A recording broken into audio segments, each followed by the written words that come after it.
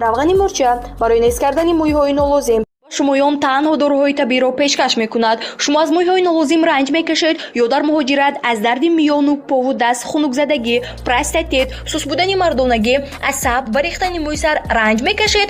Пас барои сифати хубро ба даст овардан танҳо ба ин рақамҳо тамос гиред. Эпидемияумная паста барои боқувват кардани бадан ва мардонагӣ, шахсоне ки фарзанддор намешаванд, зинда кардани сперма, хунук гирифтагӣ, рак кашидани пойҳо, худро дар вақти ҳамхоба шудан боқувват ҳис кардан ва ҳавсаларо баланд кардан. салом дӯстони азиз, хушомадед ба шабакаи оламӣ. Бо шумо ҳастам ман Муҳаммад Сидиқ. дӯстони азиз, то охир навор аз ҳама шумо эҳтиромона хоҳиш ки тамошо кунед, чунки ҳамон мошинҳое ки шумо дархост кардагӣ, ҳамон мошинҳоро мо пешкаш шумо кардаистем. мошинҳои беҳтарин, фурӯши арзон, состоянии хуб ва лайкҳои бобигиро фаромӯш насозед.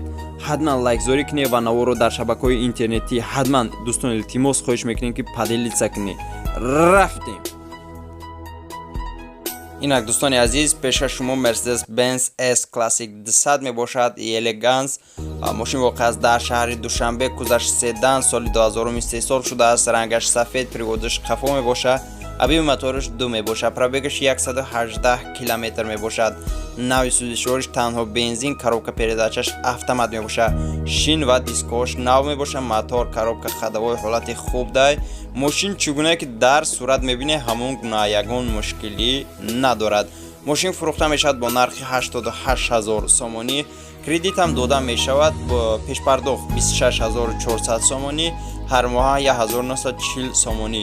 яра через банк дӯстони азиз гирифта метавонед. барои маълумотҳои бештар рақамҳо дар рӯи экран занг занед ва маълумотҳои бештарро дастрас намоед.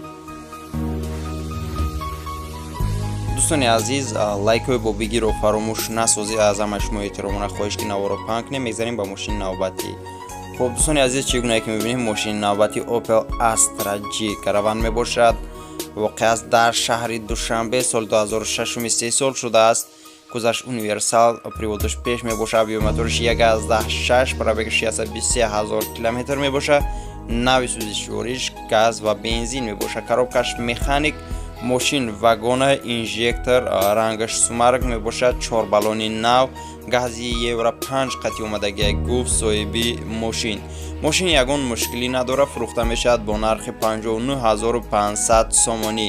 савдо ва алиш намешавад. рақамҳо барои тамос занг занед ва маълумотҳои бештарро дастрас намоед. инак дӯстони азиз, мошини навбатӣ Опель Хечибек мебошад. воқеъ аст дар Хуҷанд. дискош чӣ гуна ки мебинед престижни мебошад. кузаш Хечибек мебошад. соли 1997 истеҳсол шудааст. рангаш сабзи кабудранг мебошад. абиби моториш 1.6, приводиш пеш мебошад. нави сӯзишвориш газ ва бензин мебошад. коробка передачаш механик мебошад. мошин фурӯхта мешавад бо нархи 35 000 сомонӣ. мошин алиш ҳам мешавад. барои маълумотҳои бештар рақамҳо дар рӯи экран занг занед ва маълумотҳои бештарро дастрас намоед. дастгири моро фаромӯш насозед. лайкҳои бобигиро мегӯям. инак дӯстони азиз, мошини навбатӣ Опель Вектра B мебошад, яъне ки Опель Дути мебошад. бо хоҳиш як бародар ин мошинро мо пешкаш шумо мекунем. хоб воқеъ аст дар шаҳри Душанбе. чӣ хеле ки бародар шумо хоҳиш карда будед ки 97 сол боша ва состоянии хуб миёнаша мо гирифтем. на бади бадша, на беҳтарини беҳтаринша, миёна состоянии бениҳоят бо хубтар ша бигем. бародари азиз, марҳамат, бо диққат гӯш кун. Опел Вектра гуфтагии хутон бародари азиз, Дутиане соли 1997 истеҳсол шудааст. воқеъ аст дар шаҳри Душанбе. кузаш седан, приводаш пеш мебошад. абиби моториш 1.6 мебошад. пробегаш 123 000 км мебошад. нави сӯзишвориш газ ва бензин, коробкаш механик. мошин дар ҳолати хуб қарор дорад. 4 баллони нав, ходовой 100%, мотор 1.16 расход надорад, масла намехӯрад. электропакет 2 дари пешиш дорад. центр замок, люк, камера, магнитол, салон тоза, 1 сола документ, 7 моҳи дигар тонировкаш муҳлат дорад. мошин расход надорад. харидори аниқ занг зана. марҳамат, илтимос беҳуда занг назанед. нархи мошин бошад 30 000 сомонӣ. барои маълумотҳои бештар танҳо харидори аниқ. марҳамат дӯстони азиз. шумоён танҳо дороҳои табиро пешкаш мекунад. Шумо аз мӯйҳои нолозим ранҷ мекашед ё дар муҳоҷират аз дарди миёну пову даст, хунукзадагӣ, простатит, сус будани мардонагӣ, асаб ва рехтани мӯй сар ранҷ мекашед?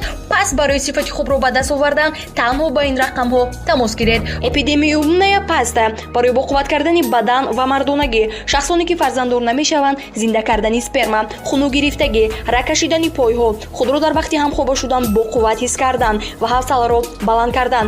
Мехоҳед ҳамсаратонро ризо гардонед то 45 дақиқа алоқаи ҷинсиро дароз кунед ва ҳам худатон ҳаловат баред. Пас ба шумо ин гиёҳро тавсия медиҳем. Френк крем самюнван барои шахсоне ки иштиҳон надоранд, хароб ҳастанд ва мехоҳанд вазн гиранд. Ҳамчунин барои варзишгарон низ пешниҳод карда мешавад. Хилба ҳадиси паёмбар аст ки ба 100 даво дорад барои санги намак ва хунукзадагӣ гурда. Равғани мурча барои нест кардани мӯйҳои нолозим.